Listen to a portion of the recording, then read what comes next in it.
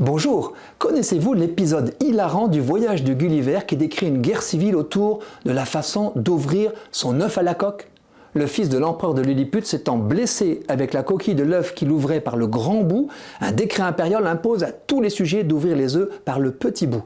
Ce décret provoque l'indignation des récalcitrants. Le peuple se divise, un pays voisin s'en mêle. Déchaînement de violence entre les anciens, gros boutistes, rebelles, et les modernes, petits boutistes, fidèles au souverain. En s'amusant à ériger la manière d'ouvrir son œuf en dogme sacré, Jonathan Swift nous invite à transposer l'affaire à nos propres querelles. Notre intolérance à ceux qui pensent ou font autrement n'a rien à envier en matière de ridicule et parfois de gravité à celle qu'il a imaginée pour piquer nos consciences. La pandémie du Covid nous a offert des épisodes affligeants qui nous laissent divisés.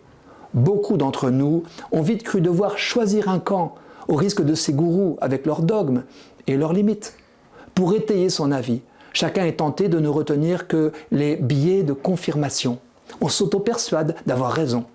L'affaire serait drôle s'il ne s'agissait pas, reconnaissons-le tous, de questions de vie et de mort, mais aussi de gouvernance et de démocratie. J'ai découvert à cette occasion le travail de 2 sociologues qui ont étudié notre façon de réagir à un événement stressant marqué par l'incertitude. Ils ont décrit un effet qui porte leur nom, Dunning-Kruger. La courbe qu'il explicite est très éclairante.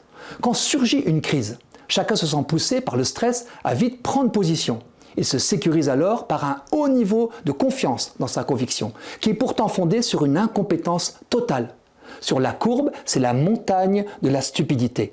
Grâce aux informations qu'ils peuvent glaner, certains acquièrent ensuite de la compétence sur le sujet. Mais ils perdent en même temps leur certitude. Ils ne sont plus du tout sûrs de la véracité de leur opinion. Ils nagent en plein doute. Les voilà descendus dans la vallée de l'humilité. Il leur faut beaucoup travailler encore pour grandir en compétence jusqu'à aboutir à un avis davantage étayé. Notre confiance atteindra un plateau de la consolidation. Mais précisent nos 2 sociologues, sans jamais retrouver le pic d'assurance où nous étions fièrement campés quand nous étions stupides.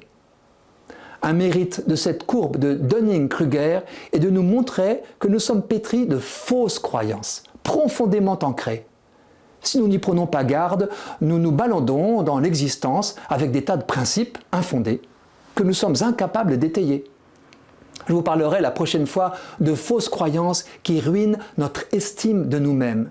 Mais d'ores et déjà, j'ose affirmer que « je ne sais pas » est l'une des phrases les plus précieuses à prononcer. Reconnaître son ignorance est la première étape pour qui chérit la vérité. Ensuite, il faut avoir le courage de travailler honnêtement à la chercher, quitte à reconnaître humblement son aveuglement passé. Pour nous-mêmes et ceux qui nous entourent, chacune des victoires de la vérité vraie sur celui qui croyait savoir, qui sommeille en nous, peut être célébrée comme une bonne nouvelle.